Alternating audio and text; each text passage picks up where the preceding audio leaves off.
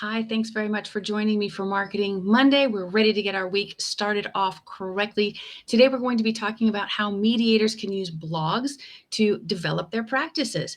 This is a lot of fun. This is one of my favorite topics to talk about. Blogging. I enjoy it. A lot of my clients really use blogging as a great way to leverage their position in the marketplace. It's one of those lovely evergreen products that you can do for yourself. Before I get started, quick drink. Cheers to you. Got an iced coffee here. It's quite warm. The weather is warm, not the coffee. Coffee is iced. All right. If you're joining me today live, leave me a note in the chat. Let me know who you are and where you're from. I love hearing from you, love getting the engagement. But let's talk about blogging and how mediators use blogging to build a practice. I think that a lot of us debate whether or not we should start a blog. What would you write about? Would it be worth it?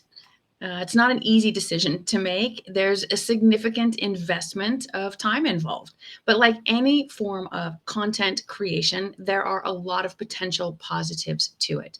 So in today's video, we're going to talk about the pros of starting a blog as someone in the resolution space, including the benefits of sharing your expertise, building a personal or professional brand, and other positive aspects. But I'm also going to talk about cons, or the things that I perceive to be a con. You might have a different opinion. But some of these cons, I think, could prevent someone like you from starting a blog or other forms of content creation for that matter. And at the end of this video, hopefully you'll have a clearer picture of whether you want to embark on this journey. So let's start with the pros of starting a blog. First, starting a blog gives you the opportunity to share your expertise. And as a professional, you have a wealth of knowledge and experience that can be really valuable to others. Starting a blog is a great way to share that expertise with a wider audience. And starting a blog, you would be writing about topics that are related to your specific niche.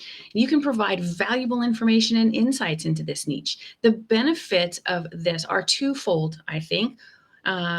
One is that it helps you establish yourself as a trusted thought leader in your area of expertise and build your reputation. And on the other hand, this information really can empower your audience, your potential clients, since they're now more aware than ever of the topic, the content, and you that you're writing about.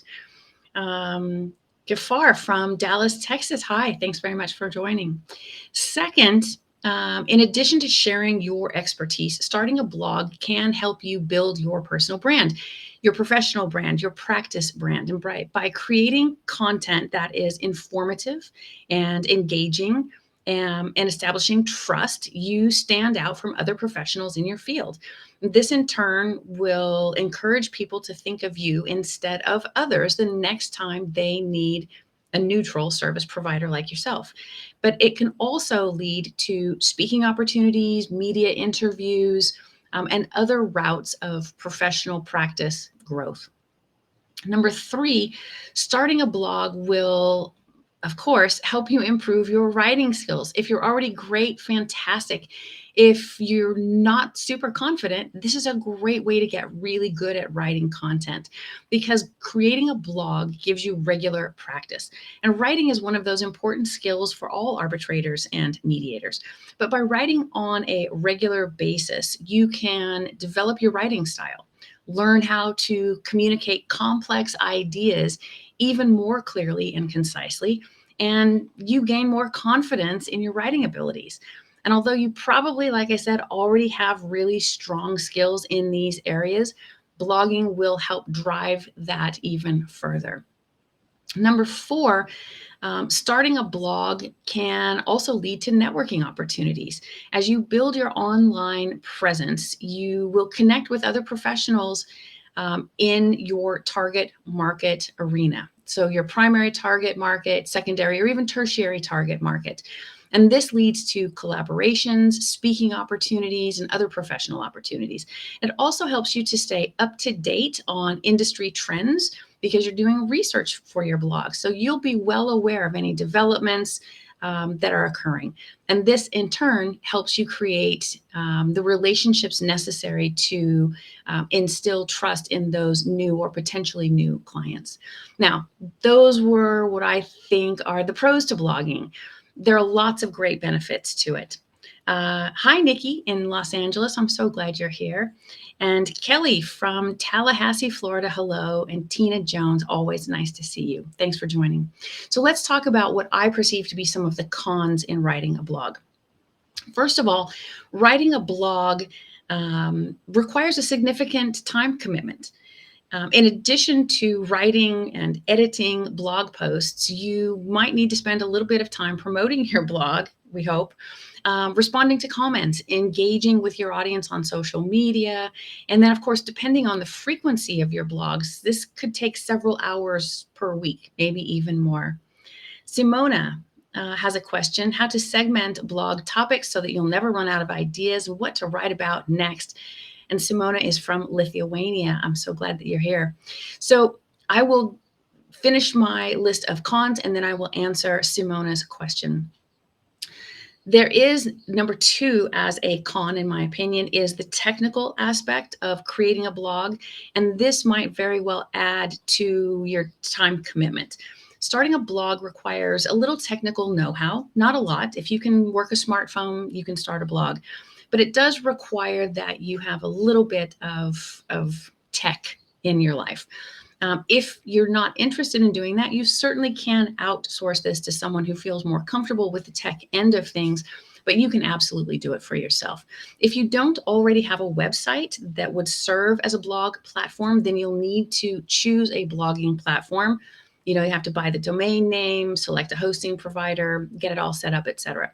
And all of these things, not difficult to learn, hundreds and hundreds, maybe even thousands of YouTube videos on how to do this, which platforms to choose, how to go about it, etc. And next week, I'll be talking about what to blog, how to blog it, how to promote it. But let's just talk about what we're on today.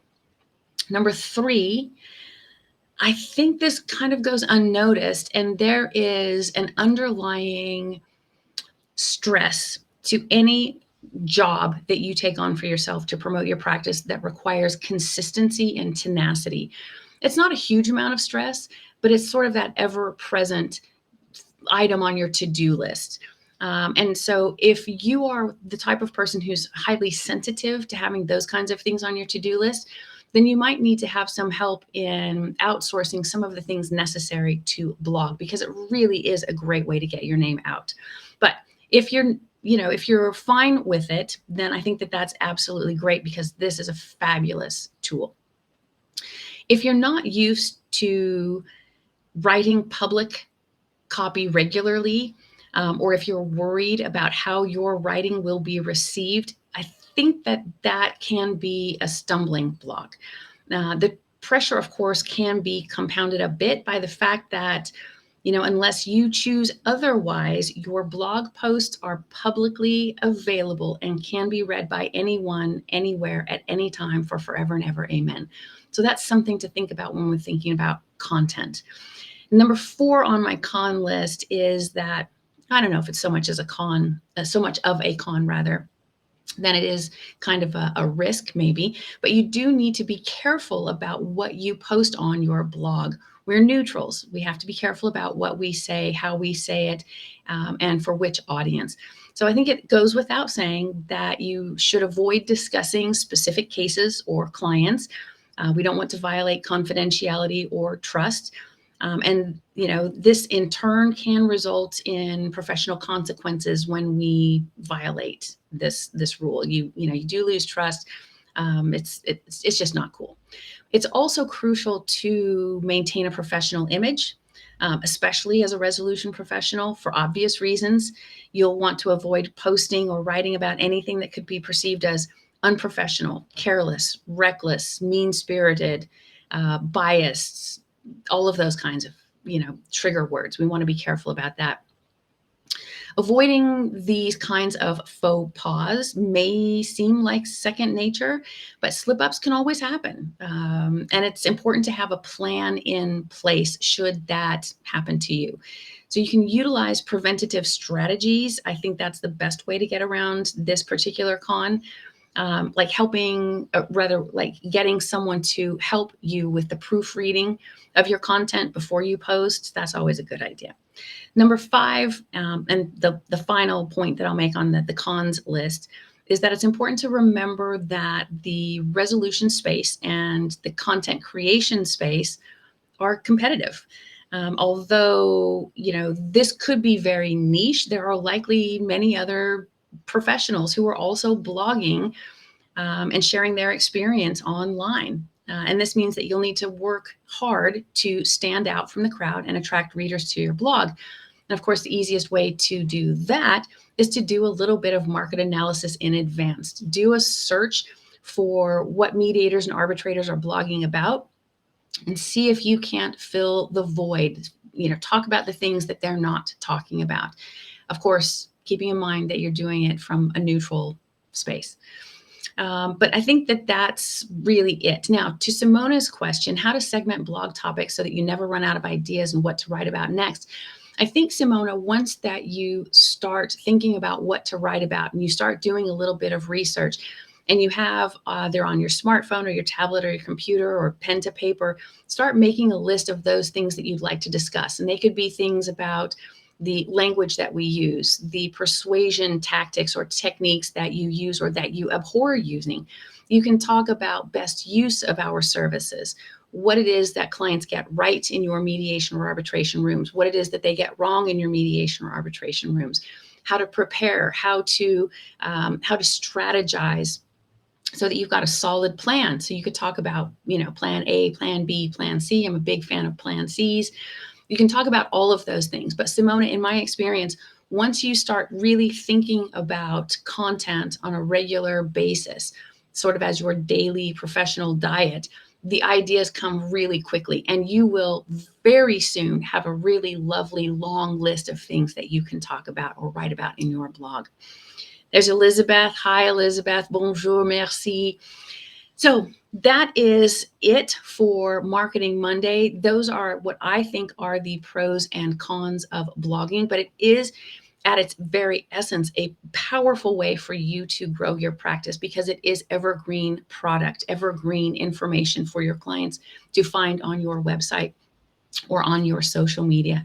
So if this is a decision that you think that you want to pursue, you can definitely implement the measures to minimize the cons and optimize the pros and really hit some great potential with blogging. And like I said, in a future video, I'm going to talk about how exactly you do this so that you've got a really strong foundation to get your blog started. Elizabeth, I love blogging. Elizabeth, you are really good at blogging. Some of us are better at video than at blogging, but you can take advantage of both. You can utilize a blog in video form like this. You can use a blog for the basis of trainings. You can use a blog to introduce topics to potential clients. You can use a blog for lots of really great activities to grow your practice. Well, that is it for me on Marketing Monday. I really appreciate the time that you've spent with me. Enjoy your coffee, get your week off right. That's it. Be good humans. Bye-bye.